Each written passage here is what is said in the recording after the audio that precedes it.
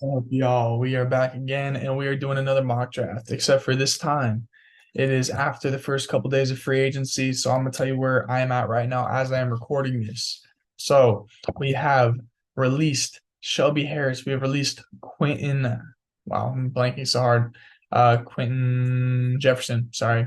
And now we are looking to replenish some of these assets there. We got Draymond Jones, we got Jaron Reed back again. We tendered Ryan Neal. However, other teams can give him an offer sheet and we have a chance to match, but we'll see what happens there.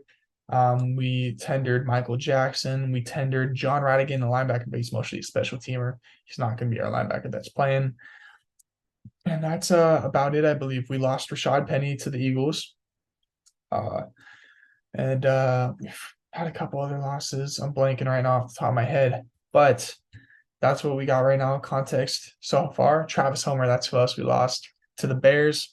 So just keep that all in mind as we go into this. Doesn't change anything crazy draft strategy wise, other than really we know who's going to be in the lineup a little bit more. Like Jaron Reed and Draymond Jones are both going to be strong players in our rotation. Draymond Jones is going to be, full-time starter for the most part, rarely going to be off the field at all. Jaron Reed, I think, is going to be rotated in and out a little bit more. He's going to be kind of a piece, a part of the cog that is moving around a little bit. So good depth, good player that can step in and play some good ball for us, help us run defense. But first of all, I want to say I'd appreciate if you guys would like and subscribe if you like this kind of Seahawks content, because I'm trying to, build something here. We can put out some good content for you guys. But let's get into the draft, and I'll cover some things and tell you what I'm thinking about. So pick 5, one of the things that's going to happen, we're going to get realistically as of now, Will Anderson or Jalen Carter are going to be available for us. Anthony Richardson is gone here. Don't want Will Levis. I like Jalen Carter here. I think that's a huge get for our team. You get a guy like Jalen Carter next to Draymond Jones in that rotation, and even Jaron Reed on the field at the same time. That's a really solid interior defensive rush right there, and run stopping as well, of course. Right here at pick 20, there's a few things I'm thinking about, if I'm being honest. And one thing I haven't done yet in any of these mock drafts that I'm gonna do now, just because I'm trying to bring different things to the table, is we got a trade partner in New Orleans who wants to trade, and I'm going to see if I can do this and recoup an extra second round pick. No, but we can get a third round pick and maybe another, I'll go fourth rounder based on this trade scale. Boom. I'm just doing something different here, of course. So, again, I'm not necessarily saying we're for sure going to do that in the draft or anything crazy, but I'm trying to throw different ideas at you guys. We could get a couple extra picks there, and that helps us, moves our board around a little bit, guys that we have available or not. So here's what we're looking at, man. So, after we traded back, Michael Mayer went there, Jordan Addison, Dalton Kincaid, Kalijah Kancey was a guy that would be cool if he fell, but it's okay. We got Draymond Jones for agency. He does very similar things. I think, we'll be okay there. Cyrus Torrence was a guy I was thinking about here. Drew Sanders, I want to drafted him in the first round. But we get here, and a thing that we could address, we got Nolan Smith on the board. He's a guy that I know a lot of you guys like. Very freakish athlete, but I really like our edge rusher group right now, and I think that will be okay there for right now. I'm actually going to take Zay Flowers, a guy I really love out of Boston College. I think he's a absolutely great wide receiver 3 that's going to immediately step in and help our team be way better on offense. If Tyler Lockett or DK Metcalf go down like happened last year, our offense was really it just really hurt us not having a third guy that could step up and really be a strong wide receiver. I think Zay Flowers fixes that issue right off the jump. Plus, Tyler Lockett is getting older. I love Tyler, but I think by the end of that 5-year rookie contract, Tyler Lockett will be walking off into the sunset for sure. And so, that could be a great mentor for him. They have similar play styles, and I think that's the move right here, man. Now we go down to pick 37. Now, here's where things open up a little bit because of the different moves we made. Steve Avila, again, honestly, this is a pick I would want right here. If this was the real draft right now, I'm picking him because he has guard and center versatility for that interior offensive line of ours. But I just drafted him in the last 2 mock drafts I've done. So I'm going to take a breather from that, and I'm going to go a different approach. We still have not signed a single linebacker other than tendering John Radigan, who's more just a special teams kind of guy. So right now, I'm currently going to be looking at Deion Henley, as a linebacker to fill our role right now, as well as Jack Campbell. In this draft, I'm going to go Jack Campbell. I've gotten Deion Henley, and I think I've gotten Jack Campbell both before in previous drafts. But right now, I'm going to go Jack Campbell. I think that fits more within what we're trying to build towards, which is honestly improving that run defense, getting a bigger box. And he's 6'5", about 245, fluid, moves well, very quick in open space. Not the fastest straight line guy, but he ran 4.6. I mean, he's athletic enough, but he is very quick, lateral side to side. His 3-cone drill at the combine was the fastest linebacker by far in this draft class. So I'm taking him here. He's a great run defender, very solid in coverage because of his length and just honestly awareness of the ball. So I'm taking him here, and I'm not thinking twice about it because of the fact I'm changing it up again. Steve Avila was already the guy we got before in previous drafts. So here at pick 51, again, Deion Henley's available, but I'm not going to go linebacker in this hypothetical. Steve Avila is available here again, but that's not what we're specifically going for here because, again, like I said, I'm changing it up. So he's off my board hypothetically in this because I don't want to draft him in 3 straight mock drafts. Felix Nduki, oh my gosh, and Felix Onuduki, I can't say it. I'm sorry, guys. Uzama, but he's a very, very solid edge rusher. Honestly, I really like him. I like our edge rushing group, but he could be good presence there. Adetomiwa, Atabore. My goodness, I'm sorry, boys. I'm struggling out here today, but he is a big, kind of like a DN that would be for us, man. He's over 280 pounds and he ran 4.5. That's some freaky athleticism, and I want him in our rotation here, man. And getting him at 50, I think, is a great value. He's listed as an edge rusher, but he's more of a defensive end in our scheme, which would be, again, we run a 3-4, so he'd be one of the 3 interior. He'd be one of those kind of 2 guys on the other side, and we got Uchenna Nwosu, Darrell Taylor, Boye Mafe kind of guys on the outside there. Pick 71. Now here I'm taking Luke Weidler, addressing the center issue, getting a center on our team, man. I love that pick there, how it fell to us. Now we're back at pick 82. Now, this is what I'm going to do. I'm going to take a guy that I really like here. Ooh, Moro Ojama is a good pick, actually, too. But we just addressed kind of a big end spot, and that's exactly where he would fall. I was actually going to say A.T. Perry, but that'd be kind of rich going for a wide receiver twice that high. But honestly, it's just the board kind of fell a little tough to us here where there's nothing specifically I love. So you kind of just got to pick a player. Now, this is where it helps out that we got Jack Campbell, bigger linebacker. That's mostly good for, box play, run stopping. Is Dorian Williams fell right in our lap here at pick 83, which is right around value that he should be getting picked, maybe a little lower or a little high, but again, it fits perfectly. He's about 6'1", maybe 6'2", ran high 4.4s, very fast dude. Very good in coverage. I think those two would be a great 1-2 punch, especially because Jordan Brooks is literally just out for the first part of the season. This is a guy that can step in and play during that time. And then when Jordan Brooks is back, he'll probably be a backup rotational guy. But I think I like that for right now.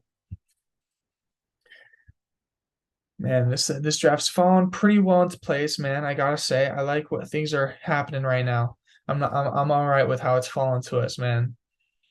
Now let's see. What do we got here? Kobe Turner, dude. I'm never scared to add more D-line presence, man. He's another guy that falls exactly into that mold of what I'm talking about earlier. We simply need those big ends, and he's a good run stopper as well, man. I want a steep rotation of young guys that can continuously make an impact. And honestly, you shoot more shots at the dartboard, you get more of that stick. And I think if we continue to invest in that part of our defense, man, that's how you make a change in 1 year, man. You make big moves. Now, let's see. What do we like here, man? Dwayne McBride, that's a decent pick at running back. I'd be okay with that because we do need a running back at some point. We haven't signed another one. But personally, I really like Sean Tucker. That's what I'm going to go with at running back here. Get ourselves a running back that can really make an impact as an RB2. We're in round 4 now. I think this is appropriate value, to be looking for a running back to be a RB2 to Kenneth Walker. So I really like Sean Tucker. I'm going to take him here. I think he gets reps from day 1. Again, he's the backup, but he's going to get some carries, a good kind of opposite to Kenneth Walker because Sean Tucker's a little more. He's got good speed. He's got good, traits like that, but he's more of kind of a one cut and go versus Kenneth Walker is very twitchy, juicy, can make cuts, can break tackles. Kenneth Walker's an overall better player, of course. Sean Tucker, I think, just accents that trait well and would fit well in our scheme. So I really like that pick there. Now we're here at what's this? What pick are we at now? 152. Now let's see what's fallen to our board here. Marjan was still here. Again, I'm not picking him because we've invested heavily in that D line, and I think that we're doing good here. In general, Ezer Abdullah, he's a very freaky athlete. I like that idea of him being kind of a late round prospect. Again, we're in round 5 now. We're not looking for guys who are going to start. We're looking for guys that are going to, kind of fit in somewhere. Keandre Colburn, he's more of a kind of the bigger interior line prospect that I could see liking here. So, Chandler Zavala, that's what I'm going for. Guard depth, has the ability to start. Not a freakish athlete, but a very solid guard that I think could play well for us from the jump if we needed to, but mostly probably going to be a backup, if I'm being honest. But again, I think he could compete for some playing time or at least be an extra, lineman that you bring in for like the extra lineman packages we did with, let's see, we used to do it a few years back with, right tackle, George Fant. We did with George Fant for a time where he was kind of the extra, like he came in as a tight end, but he was just a big blocker. I could see some stuff like that with Chandler as well, but more than anything, he's important depth at interior line, and we need that. And I think that's crucial, especially in round 5. Can get a guy that can, if we have an injury, he can step in and make a play, or step in and play for us, and not get Geno Smith killed. So I think that's what matters to me there at that spot, man. Let's see, Keaton Mitchell, extremely explosive guy. So that's an interesting, guy. But we did get running back already. Just giving you a name to think about. Let's see.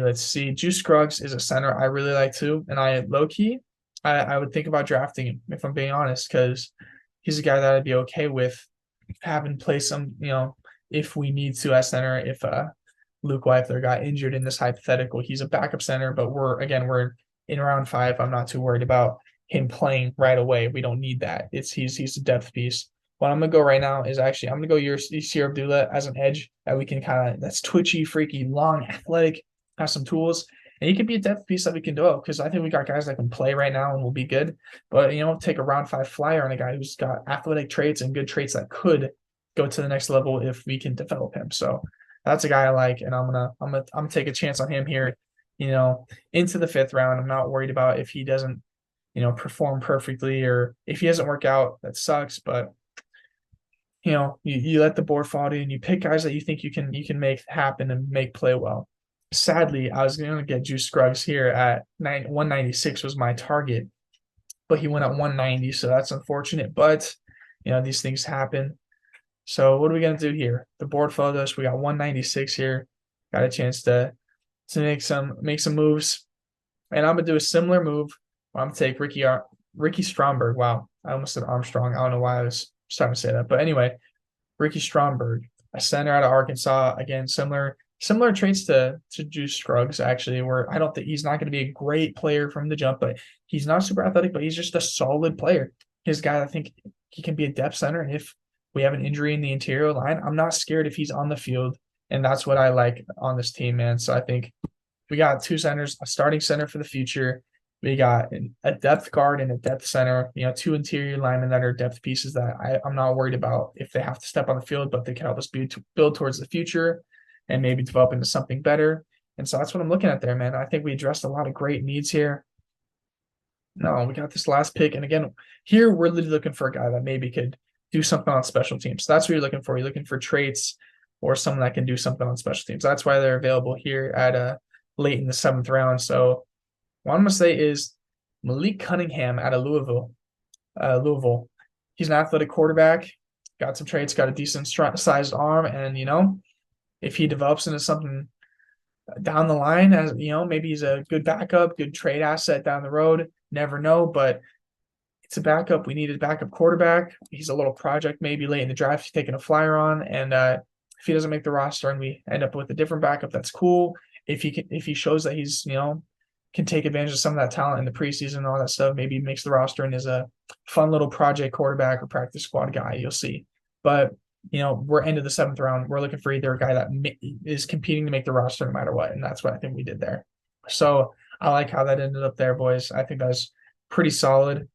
see if we can get an overall draft image here. But overall, I think we did a really good job of just addressing a bunch of needs here. How many total picks did we end up with? 1, 2, 3, 4, 5, 6, 7, 8, 9, 10, 11, 12. That's a huge draft class. So in the future, I'd probably end up trading up somewhere to kind of lower those numbers.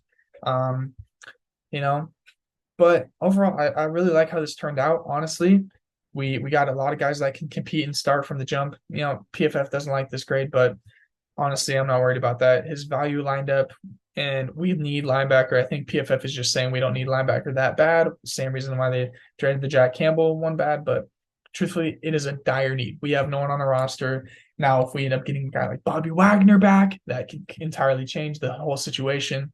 But you never know if we sign a different linebacker too, which I hope we do. But in this hypothetical, as we stand right now, where we haven't signed a single linebacker and we got John Radigan as the only guy that we've tendered as well, this isn't the world I want to live in. I want to get guys that have promise and are young and talented. So I think we did a great job rebuilding some of this team and just adding some players that can do different things for us. I mean, Jalen Carter, literally Pro Bowl talent type guy right off the jump. Zay Flowers immediately coming in and starting, and future, of our team could be in this guy's hands as well. Great weapon. It's going to do great things for us right from the jump. Jack Campbell going to step in, start right from the jump immediately. Adebore, I think he's going to come in and be a rotational guy from the jump. Whether we have him at edge or more have him as a big end, like I think we'll have him be. He's going to be in that rotation with the guys we got. Luke Weipler, starting center, beautiful, great pick. Dorian Williams, I think, is a solid pick, man. They grade us an F. I don't really see how that's possible, but again, he'd start from us from the jump as of right now if we don't have a guy that we sign in free agency. And when Jordan Brooks come back, he'd be a good depth piece. Kobe Turner, again, another guy in that kind of big end conversation that's coming in and going to be a rotational piece for us. Sean Tucker, backup running back, the two punch to Kenneth Walker, take some carries off him, help keep him healthy. And I think that's a great big need for us that he can get some production there. And if Kenneth Walker were to get hurt for a game or two, hopefully he can come in and he'd be able to be a solid player in our offense. Wouldn't take too much of a hit from that. Chandler's Zavala, depth guard piece. Not much more to say than that. He's a solid, good player. Yasir Abdullah, he's the guy you're taking for potential upside down the road. He's not going to be a guy who's really playing year one, maybe not even year two. He's a guy that's probably going to get some special teams reps. He's a really athletic guy. You're trying to take advantage of his tools and see what you can do with him, man. And then you got Ricky Stromberg, backup center. That's what he's doing. He's a backup center, depth interior offensive lineman. And then we got a project at quarterback here in the late 7th round. We're taking a flyer on Malik Cunningham out of Louisville. And I really like how this draft turned out. Please let me know what you think in the comments, man. It was so much fun doing this, guys. Once again, I'm gonna keep trying to pump these out and do different things and react in a couple days to, as free agency unfolds more, what things I think we'll specifically need to target most in the draft after free agency is more kind of finished, more guys have been signed, more guys have been released, all that stuff comes into play more. But for now, I really appreciate you guys watching this and tuning in. So I hope you guys have a good one. Peace.